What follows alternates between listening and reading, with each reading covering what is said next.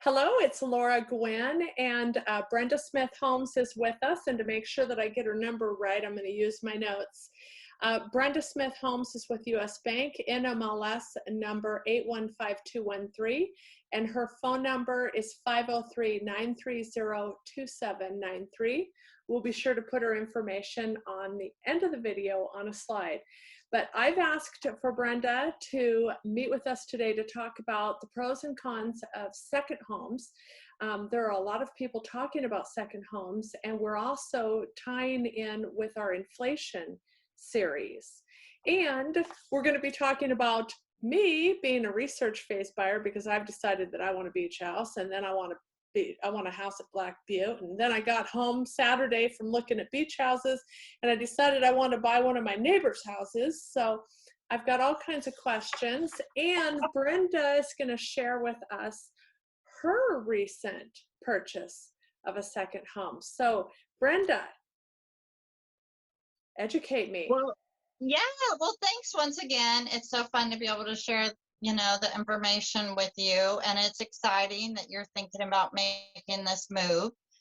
And for us, after being in real estate for over 25 years, people always wondered why I didn't own any real estate other than my primary residence. So this was kind of a big move for us to make this decision. I kind of felt like I had always helped everybody else with their real estate. I didn't need to have any of my own. But as we were getting ready to retire, we knew that we had made a decision that we wanted to retire part year on Tybee Island, Georgia, which is the island, barrier island that's hooked to Savannah, Georgia, if you've ever been out there. And that we made that decision 5 years or so ago, and at the time the property was really inexpensive there. Wasn't a whole lot of demand, so we thought, okay, this is a reasonable beach community we could retire in. And then we proceeded to go out about once a year, and the property just got more expensive and more expensive, and we were like, okay, we're going to get priced out of where we want to retire if we don't decide that we're gonna make a decision.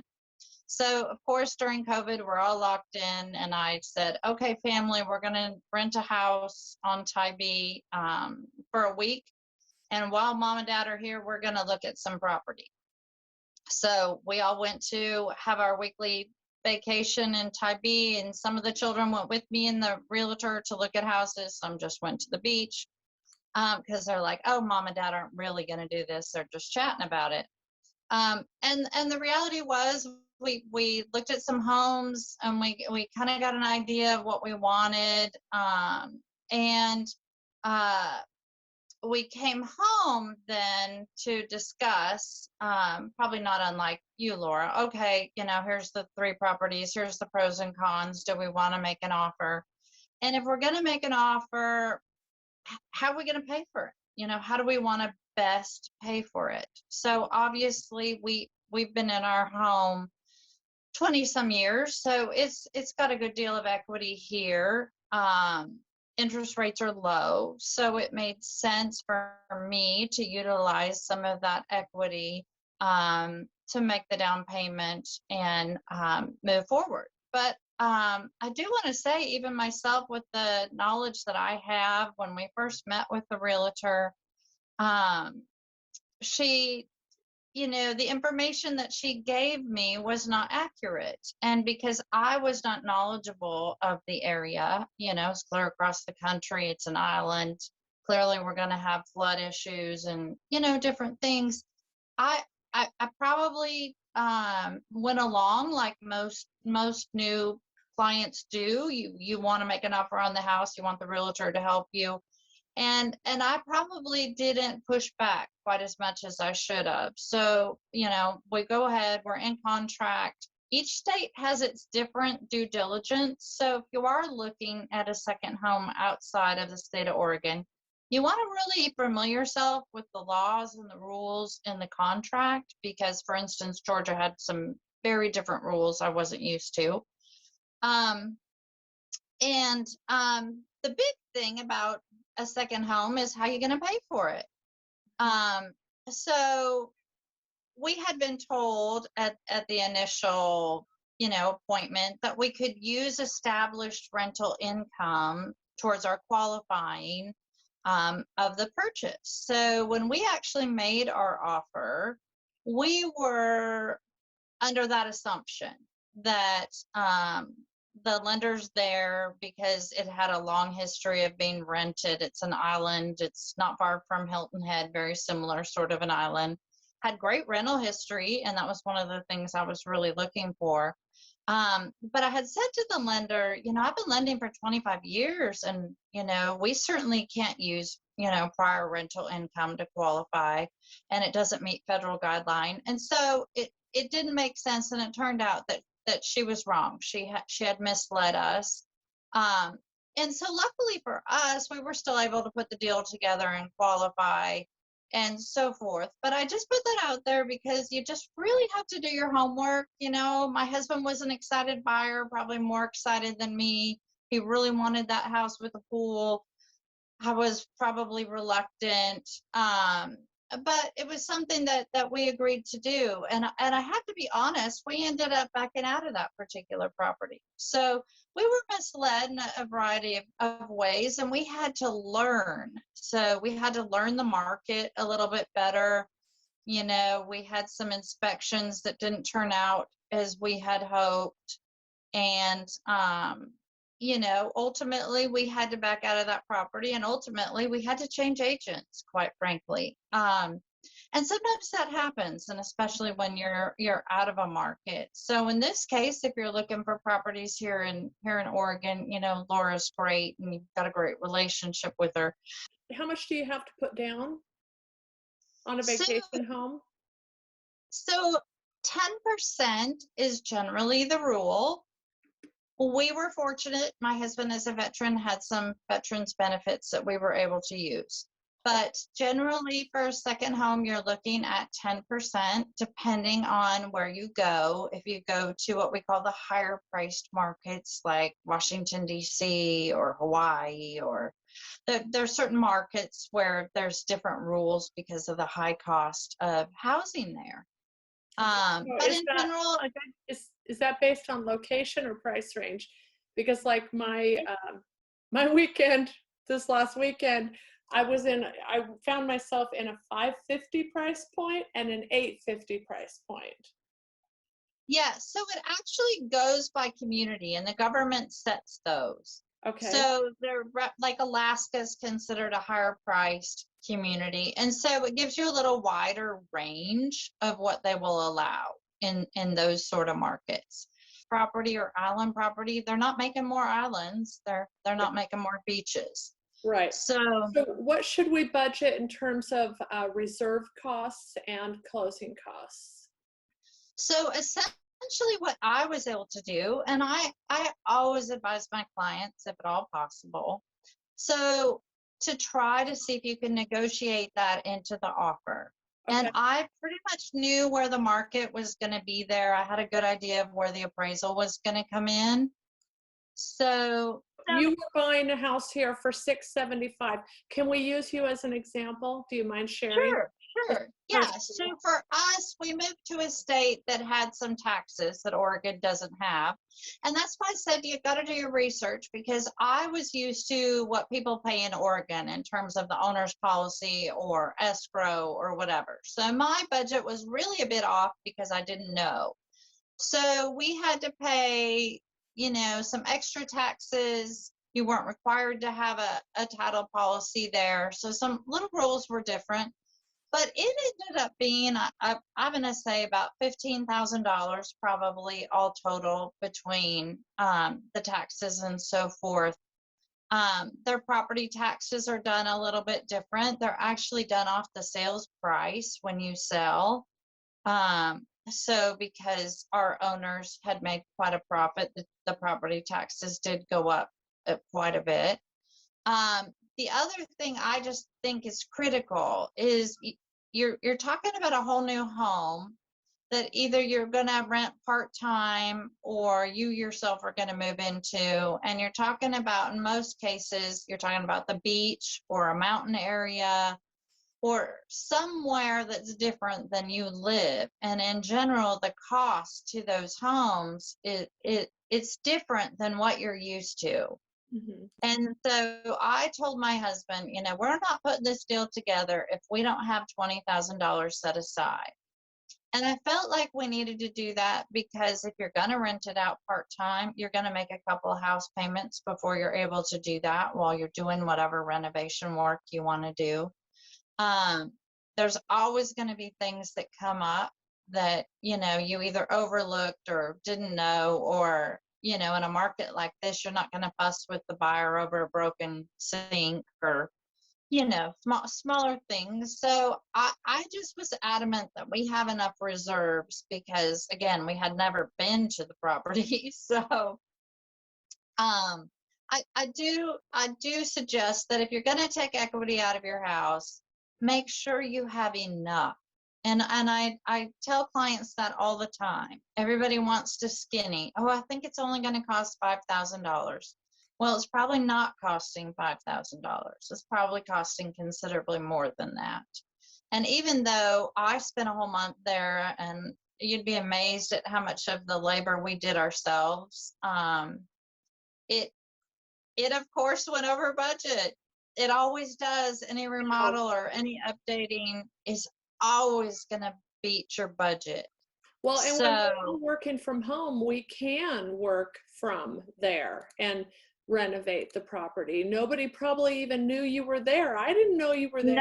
no one did. So I literally so my husband and I literally flew out for closing. Our kids didn't know. So keep in mind, this is a surprise for our children. They have no idea we've even done this. We told them we were just taking a trip.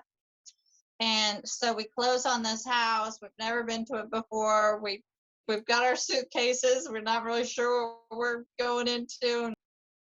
We love it.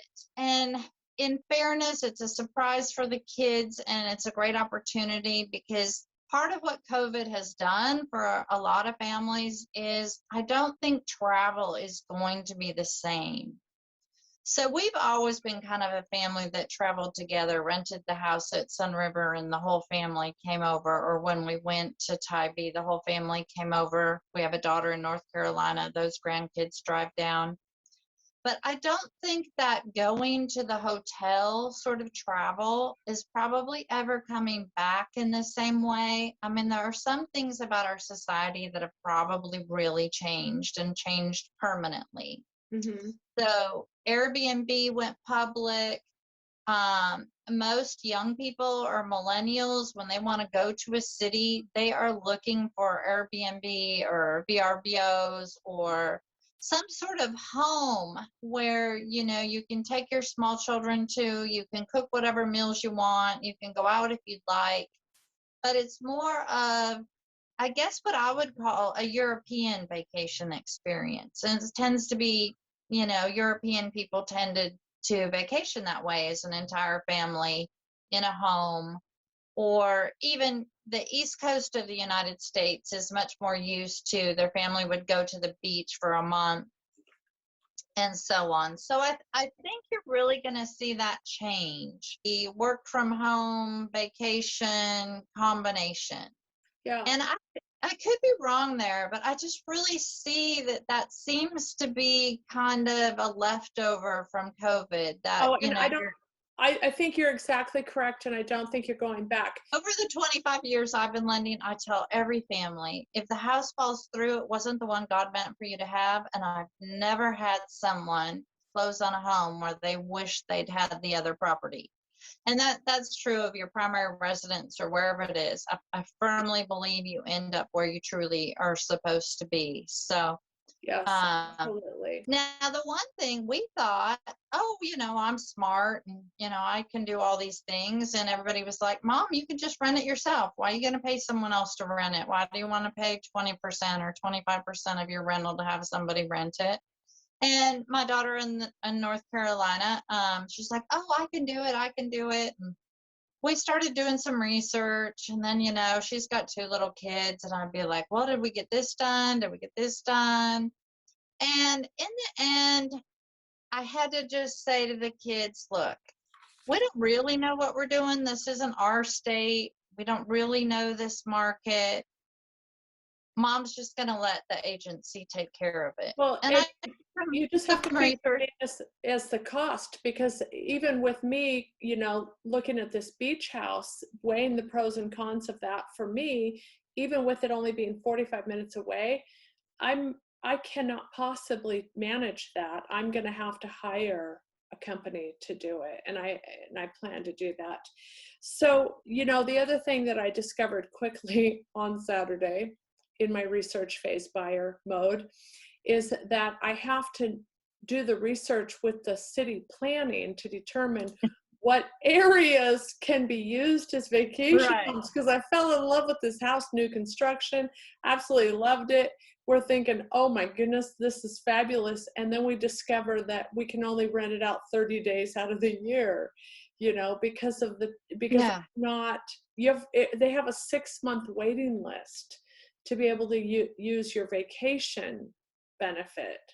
So you want to do your best to go to Facebook, whatever the community is. Here it was called Tybee Connect and Tybee Citizens Overreach, and you want to join those communities that you think you might want to move to. And I'm going to advise that everybody follow those locals posts for a few weeks. Yeah. Because it really lets you know what the hot button issues are, what changes are coming. There were several changes coming to Tybee that we did not know about that affected our rental and our rental income, such as, things like you're talking about, new licensing requirements, new taxes, So I do always recommend that people do that so that you get a good idea. And then you want to make sure, ultimately, my final decision was the city was making all these new rules about renting the properties and how you had to do it and the type of paperwork and whatnot. And I just finally said, you know what, for 20%, they can do it. I can't keep up. And it's a lot of work just making sure that the home is, the condition that renters expect, because or when you'll you get do bad reviews. Can't get bad exactly, reviews. then the problem becomes the review. You're so concerned about the reviews. Rapid fire some real scenarios. A client from Nebraska has been vacationing here and doing the whole wine tour and enjoying wine country. They're moving out here. They know for sure they're retiring here in 2 years. So would it be advantageous for them to go ahead and buy here now as a second home while the interest rates are low and the prices are obviously lower if they keep escalating? So tell me, tax advantage wise, the pros and cons, So I am going to say, in this sort of a market, take the equity or savings. Frankly, if you made profit in your 401k or your investment accounts, that the hedge against inflation is going to be real estate. Pull some of that out, make that down payment while the property values are where they're at and where the interest rates are where they're at. The other issue is the government changes the rules about, can you get a loan? Can you not get a loan? Is it 10%? Are they going to move it to 20, 25? We know that things aren't going to get better. If anything, they're going to get worse. So you want to plan accordingly, which ultimately is why we made that decision. But the property values are probably not going to get worse. So certainly make that decision now, move ahead. What's the worst thing you can do? You'd have to sell the property. They're both veterans, so they could very possibly have some VA eligibility left over. I'll talk to them about that. Yeah, it depends. You have to be careful about the second home and how long are you going to live in it each year, and some different things there. We were lucky. My husband's a disabled vet, so we had some different programs. Okay. So, but certainly I would always recommend that we do that now, if versus wait. And how much do they have to occupy the home? They're in Nebraska. That's not very easy to get to back and forth. Well, generally second home rules are 2 weeks out of the year.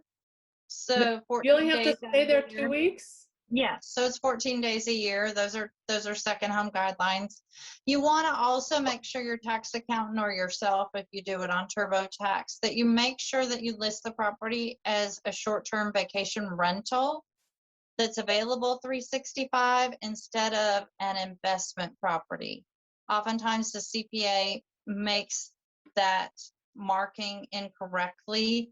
And once it's an investment property, then it's a true investment property, and you've got exchange issues and tax issues when you go to sell down the road. So you want to make sure when you're doing it that you make sure that you state it's a short-term vacation rental property, not an investment property.